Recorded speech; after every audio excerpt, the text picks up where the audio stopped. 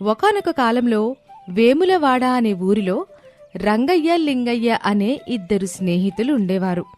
ఒకరోజు ఊరంతా పనులకు వెళ్ళిపోయి సుమారుగా ఊరంతా ఖాళీ అయిపోయింది. కాని రచ్చబండ దగ్గర ఎవరో నిద్రపోతూ కనిపించారు రంగయ్యకి.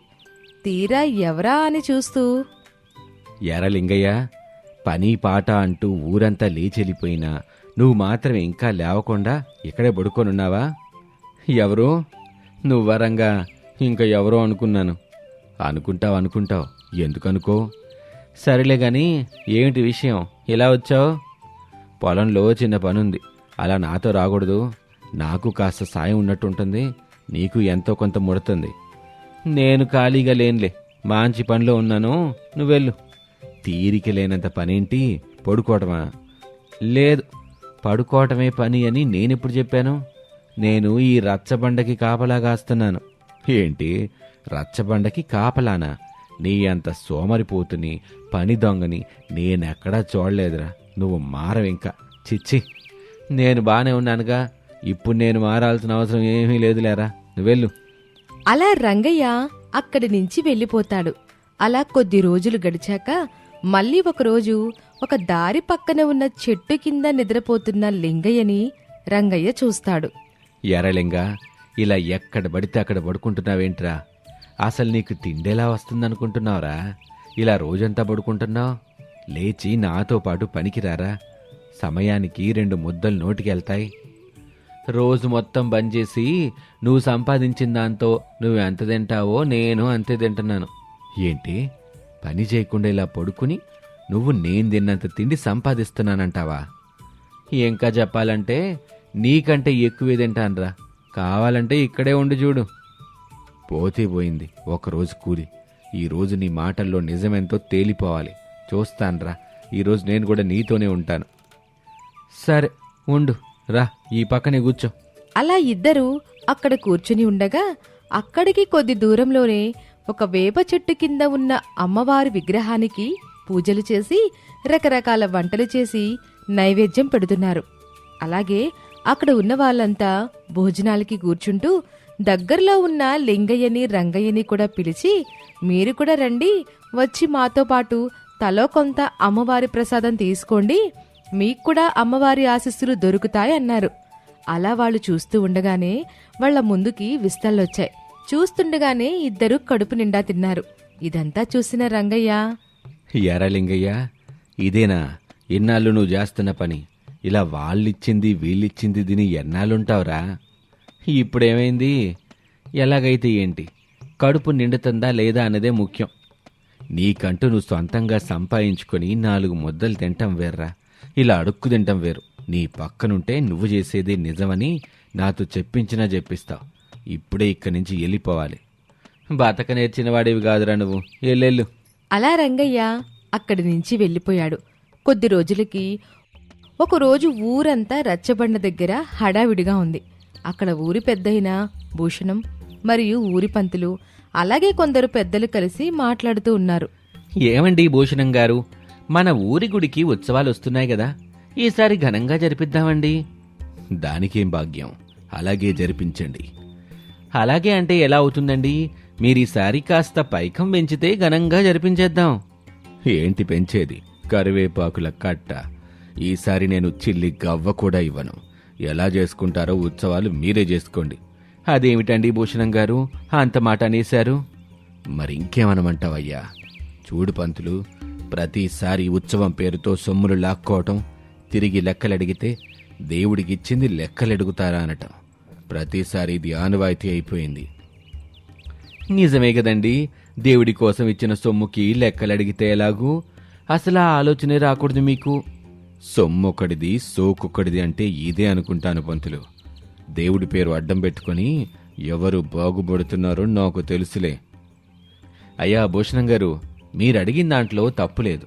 కానీ మీలాంటి పెద్దోళ్లే ఇలా ఉత్సవానికి నాకు సంబంధం లేదు అనేస్తే మా బోటి వాళ్ళం ఏం చేయగలం చెప్పండి? మరి పెద్దవాణ్ణి అన్న గౌరవం మీకున్నప్పుడు నా మాటకి గౌరవం ఇవ్వాలా లేదా? సాయం చేయటానికి, సొమ్ములు ఇవ్వటానికి పెద్ద మనిషిని గాని, లెక్కలు అడగడానికి పెద్ద మనిషిని కాదా? అయ్యా పంతులు గారు, ఆయన అన్న దాంట్లో న్యాయం ఉందిగా. ఊళ్ళో ఏ అవసరమైనా ఎట్టాంటి పండగ పబ్బం ఉన్నా ఆయన ఇంటి తలుపే దడతారు. అట్లాంటిది ఆయన ఇచ్చిన డబ్బుకి ఆయన లెక్కపత్రం చెప్పటం మన బాధ్యత కదా. దానికి దేవుడి పేరు చెప్పి తప్పించుకోవడం తప్పే. మరి ఇది మీరు ఆలోచించాలి. ఏమిటయ్యా పెద్ద చెప్పొచ్చావు? దేవుడికి ఇచ్చింది అడగకూడదు. అంత ఇబ్బంది ఉంటే చెప్పండి, ఈసారి నేనే ఏదో ఒకటి చేసి ఇంతకు ముందుటి కంటే ఘనంగా ఉత్సవం జరిపిస్తాను. మరీ మంచిది, అలాగే కానివ్వండి. నాకు కాసింత ఖర్చు తగ్గుతుంది. మీరెంత ఘనంగా ఉత్సవం చేస్తారో నేను చూస్తాను. అలా అక్కడి నుంచి ఇద్దరు కోపంగా వెళ్ళిపోయారు. దాంతో రంగయ్య అక్కడ ఉన్న వాళ్ళందరితో, ఏంటిది ఎప్పుడూ లేంది ఇలా అయింది? ఈసారి ఉత్సవం ఎలా జరుగుతుందో ఏంటో.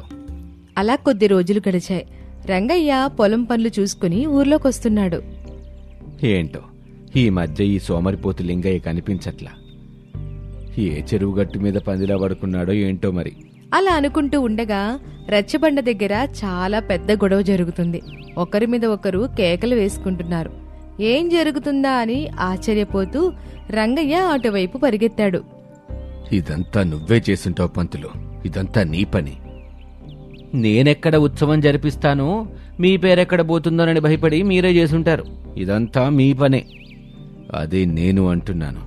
ఎలాగోలా నేనే ఉత్సవం జరిపిస్తాను అంటే ఎలాగో అనుకున్నాను. ఇలా అని నాకు తెలీదు. అయ్యా అసలేమయ్యింది? మీరిద్దరూ ఊరికి 2 దిక్కుల్లాంటి వాళ్ళు. మీరే ఇలా గొడవ పడితే ఎలా? మరి లేకపోతే ఏమిటా రంగా, మొత్తం ఇతగాడే చేశాడు. చేసిందంతా నువ్వు చేసి ఇతనే చేశాడంటున్నావు మళ్ళీ. అయ్యా అసలు సమస్య ఏంటన్నా చెప్పకుండా ఇలా మీలో మీరే ఎందుకు గొడవపడుతున్నారు? ఇంకా ఏం చేయాలయ్యా? గుడిలో దేవుడి తల మీద ఉండాల్సిన కిరీటం ఎక్కడో అమ్మేశాడు ఈ పంతులు. ఏమిటి, కిరీటం అమ్మేశారా? అదిగో మళ్ళీ అదే మాట. నేను కిరీటం అమ్మటం కాదు, నువ్వే నా మీద కోపంతో ఆ కిరీటాన్ని దొంగిలించావు. దాన్ని నా మీద నెట్టేయాలని చూస్తున్నావు. అయ్యా ముందు మీరు గొడవ ఆపండి. మీరిద్దరూ అట్లాంటోళ్ళు కాదని ఊరందరికీ తెలుసు.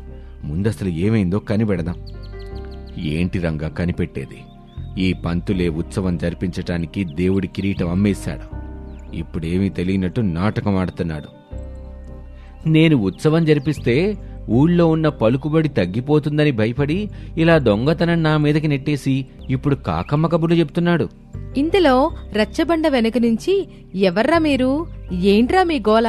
ప్రశాంతంగా నన్ను పడుకోనివరా అని ఒక గొంతు వినిపించింది. ఇది లింగయ్య గొంతులా ఉందే. అరే లింగయ్య, ఇక్కడింత రాద్ధాంతం జరుగుతుంటే నీకు నిద్ర కావాల్సి వచ్చిందా? లేచి రారా ఇటువైపు. లింగయ్య లేచొచ్చి రంగయ్య పక్కనే నిల్చున్నాడు. ఏంట్రంగా, ఏంటి గోల పొద్దునే? సూర్యుడు నడినెత్తుకొచ్చాడు. ఇప్పుడు పొద్దేమిట్రా సోమరిపోతూ? నాకిప్పుడే పొద్దెక్కిందిలే గాని ఈ రభసకి కారణమేంటి? మన ఊరి గుళ్ళో కిరీటం పోయింది. అది నువ్వే తీసావంటే నువ్వే తీసావని మన ఊరి పెద్ద దిక్కులిద్దరూ వాదులాడుకుంటున్నారు. అయితే సరిగ్గా వాళ్ళు అనుకుంటున్నట్టే అయిందన్నమాట. ఏంట్రా నువ్వు మాట్లాడేది? వాళ్ళెవరు? ఏమనుకున్నారు? ఏంటి నువ్వు మాట్లాడేది? అదేరా రంగా, ఆ కిరీటం తీసిన వాళ్ళు. కిరీటం తీసిన వాళ్ళెవరో నీకు తెలుసా? ఈ పంతులే అయ్యుంటాడు. సరిగ్గా చూసావా లింగయ్య? ఈ భూషణమే అయ్యుంటాడు. మీరిద్దరూ కాదులేండి, వాళ్ళు వేరే. అరే లింగ, నాంచకుండా సరిగ్గా చెప్పరా, అసలు విషయం ఏంటి? ఆ రోజు ఏం జరిగిందంటే, నేను గుడెనకాల నిద్రపోతున్నాను. చీకట్లో ఉండటం వల్ల నేను వాళ్ళ కనబల్లా. వాళ్ళు కిరీటం తీసుకొని వచ్చి నా పక్కనే నిల్చొని మాట్లాడుకున్నారు. ఎవర్రా వాళ్ళు? ఏం మాట్లాడుకున్నారు? అది చెప్పు ముందు. ఇంకెవరో మీ ఇద్దరిళ్లల్లో ఉండే పనివాళ్ళు, సేతయ్య పాపయ్య. అసలేం జరిగిందంటే, అరే పాపయ్య, ఈ కిరీటం కదా సుఖాంతం అవుతుందంటావా? బేషుగ్గా అవుతుందిరా, ఇదే సరైన సమయం. మనం దొంగతనం చేసి ఉంటామని వాళ్ళకి తెలియదు కదా? ఎప్పటికీ తెలీదు. ఎందుకంటే మనం ఇద్దరం తీసామన్న సంగతి మూడో కంటికి తెలియదు కదా. అంతేలే, పైగా మా అయ్యగారు మీ అయ్యగారు మధ్య పచ్చగడ్డేస్తే బగ్గుమనేంత పరిస్థితి ఉంది. ఇట్లాంటి సమయంలో మనం చేశామని కనీసం ఊహించను కూడా ఊహించరు. మరేం, ఒకరి మీద ఒకరు చేశారని ఊరంతా అనుకుంటారు. ఎందుకంటే కొద్ది రోజుల క్రితమే ఊరందరూ చూస్తుండగా ఇద్దరికీ ఎంత పెద్ద గొడవైందో అందరికీ తెలుసుగా. అవునవును, అందువల్ల కొందరు మా అయ్యగారు తీసుంటారని, కొందరు మీ అయ్యగారు తీసుంటారని అనుకుంటారులే. ఈలోపు మనం ఈ ఊరు దాటిపోవాలి. ఆ తర్వాత వాళ్ళెవరో మనమెవరమో. అదండి సంగతి. మీ మధ్య ఉన్న అగాధాన్ని వాళ్ళ అవకాశంగా మార్చుకున్నారు. ఎంత పని చేశారు భూషణం గారు. వాళ్ళ సంగతి ఏంటో మీరే చూడాలి. తప్పకుండా రంగయ్య. ఇంత చేశాక కూడా వాళ్ళని వదులుతానా? అయ్యా భూషణం గారు, నన్ను మన్నించండి. ఆ దొంగ వెధవల్ని ఎలాగైనా పట్టుకుని మీరే ఆ కిరీటం దేవుడి తలపై చేరేలా చూడాలి. నన్ను కూడా మన్నించండి పంతులు గారు. తప్పకుండా ఆ కిరీటం 2 రోజుల్లోనే గుడిలో ఉండేలా నేను చేస్తాను. దాంతో భూషణం తన అనుచరులతో చుట్టుపక్కల ఉన్న అన్ని ఊర్లలో ఒక్క ఇల్లు కూడా వదలకుండా గాలించండి, వాళ్ళు ఎక్కడున్నా ఏ కీలుకి ఆ కీలు విరిచేసి తీసుకురండి అని హుకుం జారీ చేశాడు. మొత్తానికి ఇన్నాళ్ళకి నీ సోమరితనం ఊరికిట్ట ఉపయోగపడిందిరా లింగయ్య. ఏదైతేనే నువ్వీరోజు ఈ ఊరి రుణం తీర్చుకున్నావు లింగయ్య. ఇక నుంచి నీకు విసుగు పుట్టేంత వరకు నా ఇంట్లోనే నీకు ప్రతిరోజు భోజనం ఏర్పాట్లు చేస్తాను. అయ్యా, మీ మాటే శాసనమయ్యా. దాన్ని తప్పగలనా? ఈ రోజు నుంచి వచ్చేస్తాను. సరిపోయింది. తంతే బూరెల బుట్టలో పడ్డవంటే ఇదేనేమో. దేనికైనా అదృష్టం ఉండాలిరా రంగయ్య. అందరూ ఆ మాటలు విని నవ్వారు. అలాగే కొద్ది రోజుల్లో ఆ దొంగలు దొరికారు. కిరీటం దొరికింది. దేవుడు తలపై మళ్లీ అలంకరించబడింది. అందరూ కలిసిమెలిసి సంతోషంగా ఆ ఏడాది పాటు ఉత్సవం చేసుకున్నారు. ఈ కథ ద్వారా మనం తెలుసుకున్న నీతేమిటంటే, ఒక్కోసారి మనిషి బద్ధకం కూడా మనిషికి మంచి చేస్తుందని. ఇది ఇవాల్టి కథ. మరొక ఆసక్తికరమైన కథతో మళ్ళీ కలుద్దాం. అత్తయ్య, ఇవాళ రాణి పుట్టినరోజు కదా, ఏం వంటలు చేద్దాం? రాణికి ఇష్టమైన పాయసం, పులిహోర చేద్దామా? అవునే, నేను మనసులో అదే అనుకుంటున్నా. అవి 2 కాకుండా ఇంకా ఏవైనా వంటలు చేద్దాం. మీ మామయ్య, రఘు అలసిపోయేస్తారు. ఒక్కరోజైనా మంచి వంటలు చేస్తే ప్రశాంతంగా తింటారు. సరే అత్తయ్య, నేనెళ్ళి వంట పనులు మొదలు పెడతాను. పదమ్మా, నేను కూడా నీకు సాయం చేస్తాను. అవును, నా కూతురు రాణి కనిపించట్లేదు. ఎటెళ్ళింది? అదా, తను గుడికి వెళ్ళింది అత్తయ్య. సరే పద, ఇంకా వంట పనులు మొదలు పెట్టేసుకుందాం అని వంటలు చేయటం మొదలుపెట్టారు.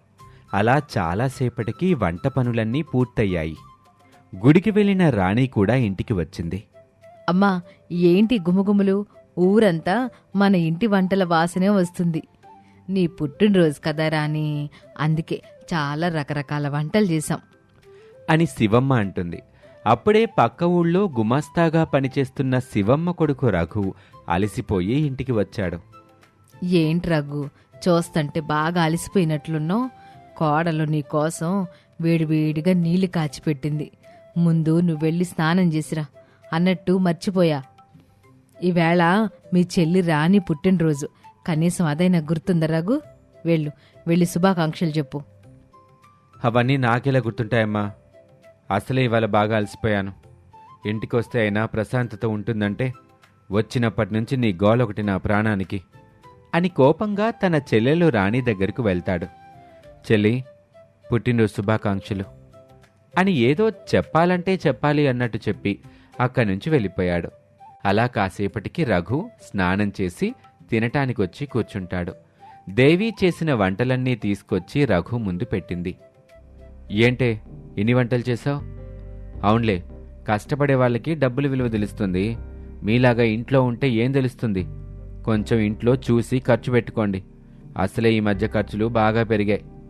రాణి పుట్టినరోజు కదయ్యా, అందుకే ఇన్ని వంటలు చేశాము. అయితే మాత్రం కాస్త పాయసం చేస్తే సరిపోయేది కదా. అన్ని వృధా ఖర్చులు చేస్తున్నారు ఇంట్లో. పని పాట లేకుండా ఇలాంటివే చేస్తారు అని చిరాకుపడి తినేసి వెళ్ళి పడుకుంటాడు. అలా కాసేపు గడిచాక శివమ్మ భర్త రామయ్య ఇంటికి వస్తాడు. రాగానే రాణి రామయ్య దగ్గరికి వెళ్ళింది. నాన్న, ఇవాళ నా పుట్టినరోజు, అసలు నీకు గుర్తుందా? ఎందుకు గుర్తులే తల్లి, రా వచ్చి ఆశీర్వాదం తీసుకో అని అనగానే రాణి వాళ్ళ నాన్న కాళ్ళు మొక్కుతుంది. దీర్ఘాయుష్మాన్ భవ, ఇలాగే మరెన్నో పుట్టినరోజులు జరుపుకో చిట్టి తల్లి. సరే నాన్న, మరి నా బహుమతి? నువ్వు నా ప్రతి పుట్టినరోజుకి ఏదో ఒక బహుమతి ఇస్తావు కదా, మరిప్పుడేం బహుమతి ఇస్తున్నావు నాన్న? అయ్యో, ఈ పుట్టినరోజుకి నీకేమీ తీసుకురాలేదు తల్లి. మన బంధువుల పెళ్ళిళ్ళు చాలా ఉన్నాయిగా, వాటికి కట్నాలు చదివించాలిగా, అందుకే ఏమీ తీసుకురాలేదు. అయినా నువ్వు ఇంట్లోనే ఉంటావుగా, నీకెందుకులే కొత్త బట్టలు అని అంటాడు. అప్పుడు రాణికి చాలా బాధేసింది. అక్కడి నుంచి దిగులుగా లోపలికి వెళ్ళిపోయింది. ఏమే, లోపలేం చేస్తున్నావు ఆ వస్తున్నానయ్యా. అని ఇంట్లో నుంచి వచ్చింది శివమ్మ. కూర్చోవయ్యా, అన్నం వడ్డిస్తాను. అని అన్నం వడ్డించింది. రామయ్య కూర్చొని తిన్నాడు. కాసేపటికి, రేపు ఉదయాన్నే పొలం దగ్గర చాలా పనుందోయ్, కాస్త తొందరగా లేవాలి. ఉదయాన్నే లేపుతావు గదూ అలాగే లేపుతానయ్యా అని చెప్పింది శివమ్మ. అందరూ నిద్రలోకి జారుకున్నారు. అలా తెల్లవారింది. అప్పుడే తెల్లారిపోయిందా? సరే పదండి, పొలానికెళ్ళి పనులు చేయాలిగా అని రామయ్య చకచకా పొలానికి బయలుదేరుతాడు. రామయ్యకి కావాల్సిన భోజనాన్ని సర్దుకొని వెనకాలే వెళ్తున్నారు అత్తాకోడళ్ళు. ఇక రాణి ఎడ్లను పట్టుకొని వాళ్లతో పాటుగా వెళ్తుంది. అలా ముగ్గురు ఆడాళ్ళు పొలానికి చేరుకుంటారు. విత్తనాలన్నీ ఒక గంపలో కలుపుతూ ఉంటారు. ఏమోయ్, అవన్నీ గలిపింది చాలు గాని నువ్వు కాళ్ళు ఆ పొలం గట్టు మీదనున్న గడ్డిని తీసేయండి అని అంటాడు. ఇక అలా ఇద్దరూ పొలం గట్టు మీదనున్న గడ్డిని తీస్తూ ఉంటారు. రామయ్య పొలం దున్నుతూ ఉంటాడు. కాసేపటికి, శివమ్మ, పొలానికి సరిగా నీళ్లు బారటానికి ఆ గట్టు మీద గడ్డి తీసింది చాలు గాని కోడల్ని తీసుకొనిట్టారా? దేవి, మామి పిలుస్తున్నాడు, పదమ్మా అని కోడల్ని తీసుకొని పొలం దున్నుతున్న భర్త దగ్గరికి వెళ్ళింది శివమ్మ. ఏమోయ్, సూర్యుడు బద్ధకంగా బయటకొస్తున్నప్పటి నుంచి పొలం దున్నుతున్నాను. నాకిప్పుడు చాలా అలసటగా ఉంది. కాసేపు విశ్రాంతి తీసుకుంటాను. నువ్వు కాస్త ఈ ఎద్దుల్ని పక్కకు గట్టేసి వాటికి కాస్త మేతేస్తావా?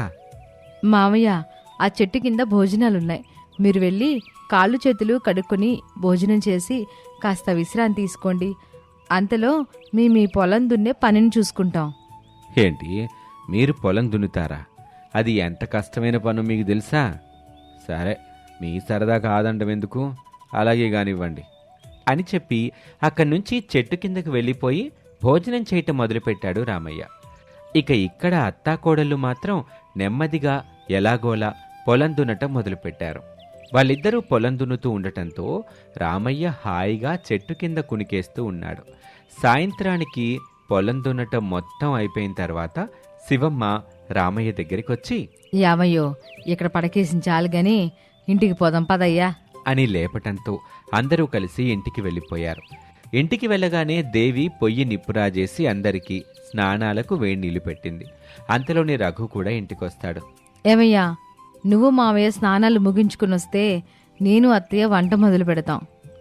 అలాగే, మీరు ముందు వంట పని చూడండి, ఆకలితో కడుపులో పేగులు పిసికేస్తున్నాయి అని రఘు అనటంతో అత్తాకోడళ్ళు వంట పని మొదలుపెట్టారు. అలా రాత్రికి భోజన కార్యక్రమాలు పూర్తి చేసుకుని నిద్రపోయారు అందరూ. మరుసటి రోజు ఉదయాన్నే, దేవి దేవి, వంట అయిందా? ఒక్క 10 నిమిషాలయ్యా, వడ్డిస్తాను. ఇందుకే దేవి నా కోపం వచ్చేది. ఉదయాన్నే లేచి ఎంతసేపు చేయాలి వంట? నాన్న నేను వెళ్ళిన తర్వాత ముగ్గురు ఖాళీగా కూర్చునే ఉంటారుగా. అదేదో కాస్త ముందు లేస్తే ఏమవుతుంది? తర్వాత ఎలాగూ పడుకోవచ్చు కదా. అది కాదయ్యా, నేను ఉదయాన్నే లేచాను.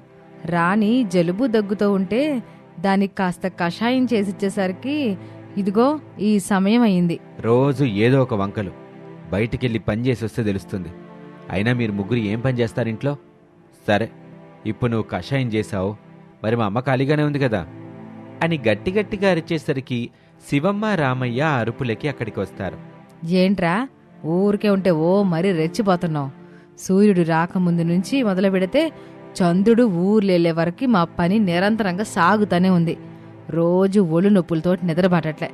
ఉదయం లేవాలనే భయమే తప్ప నిద్రపోవడానికి వేరే ప్రేరణే లేదు. పని మధ్యలో నీళ్లు తాగే సమయంలో లేకపోతే భోజనాలు చేసే సమయమే మాకు విశ్రాంతిలాగా అనిపిస్తుంది. ఒక్కోసారి నీళ్లు తాగడం, భోజనాలు చేయడానికి కూడా తీరిక లేనంత పని ఉంటుంది. నువ్వు అడిగావని చెప్తున్నాను, ఒకసారి మా స్థానంలో ఉండి ఆలోచించు. అయినా మీరు చేసే పనే ఉందమ్మా. రేపు మీరు ఏ పని చేయకండి. ఊళ్ళో ఉన్న పనంతా మీరే చేసినట్టు మాట్లాడుతున్నారేంటి? రేపు పనంతా నాన్న నేను చేసి చూపిస్తాం. ఒరే రఘు, మాటిచ్చే ముందు ఒకసారి ఆలోచించు. ఏదైనా తేడా వస్తే రేపు మన బతుకు కుక్కలు జింపిన ఇస్తరవుద్ది. నాన్న, ఎందుకు భయపడుతున్నావు? ఆడవాళ్ళు వీళ్ళు చేసిన పని మనం చేయలేమనా?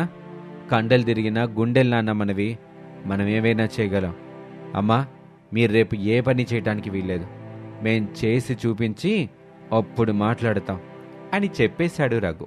ఉదయాన్నే మెలకు వచ్చినా దేవి, రాణి, శివమ్మ లేవకుండా అలాగే పడుకుని ఉంటారు. ఇచ్చిన మాట గుర్తుకొచ్చి రఘు, రామయ్య లేచి పనులు చేయటం మొదలు పెడతారు. ఇంటి చుట్టూ ఊడ్చటం, కళ్ళాపి చల్లటం, అంట్ల గిన్నెలన్నీ తోమటం, బట్టలు పిండటం చేసే వరకు విపరీతంగా అలసిపోతారు. అప్పుడు లేచిన దేవి, రాణి, శివమ్మ వాళ్ళ దగ్గరికి వచ్చారు. ఏమయ్యా ఈరోజు వంట ఏం చేస్తున్నావు? ఈరోజు నాకెందుకో రోటి పచ్చడి తినాలని ఉంది, చేసి పెట్టవు? ఇప్పటికింకా పనే అవ్వలేదు, అప్పుడే తిండిగోలేంటి? ఏంట్రా, రోజు మీరు చేసేది కూడా ఇదే కదరా, మీరు అడిగినట్టే కదా అడిగాం. సరేనమ్మా, అలాగే చేసి పెడతాం అని రోటి పచ్చడి చేయటం మొదలుపెట్టాడు. అలా సాయంత్రం వరకు ఒక పని తర్వాత ఒకటి చేస్తూ ఉండటంతో తండ్రి కొడుకులిద్దరూ ఒళ్లంతా చెమటలతో మంచం మీద పడిపోయారు. శివమ్మ, మీరు రోజు పనులు చేస్తుంటే వీళ్ళు చేసే పనే ఉంది, మేం చేసే పని ముందు మాలాగా బలమైన పనులు వీళ్ళు చేయగలరా అనిపించేది. కానీ ఈ ఒక్కరోజు మీలాగా పని చేస్తే మాకు అర్థం కాలేదు. ఇంటి పని అంటే ఎంత కష్టమో, ఎంత పని చేస్తున్న ఆడాలకి నా జోహార్లు. అవునమ్మా, ఇంక మేం చేసింది కేవలం ఇంటి పని మాత్రమే, దానికే మేము ఎంతలా అలసిపోయాం. కానీ మీరింటి పని చేస్తూ మాతో పాటు పొలానికి వచ్చి పని చేస్తారు. నిజంగా మీ ఆడవాళ్ళు చాలా గొప్పోళ్ళమ్మా, అందుకే మీ ఆడాలకి నా జోహార్లమ్మా. కానీ మీరు చేసే పనులతో పోల్చుకుంటే మా పనులు ఎంతలేమ్మా. ఈ ఒక్కరోజు చేస్తే కానీ మాకు అర్థం కాలేదు. ఇవాల్టి నుంచి మీ పనిలో మా సాయం కూడా ఉంటుంది. రఘు, మీరు మమ్మల్ని పొగడకపోయినా పర్లేదు కానీ చులకనుగా చూడకపోతే అంతే చాలు. మీ ఊర్లో స్నేహితులు, పనుల్లో మాట్లాడేవాళ్ళు చాలామంది ఉంటారు. మీ లోపల ఉన్న మాటల్ని బయటపెట్టడానికి చాలామంది మీతో ఉంటారు. కానీ మాకంటూ ఉండేది మీరే కదరా. మా మాట వినకుండా మా మీద చిరాకు పడినట్టుగా మాట్లాడితే మేము తట్టుకోగలమా?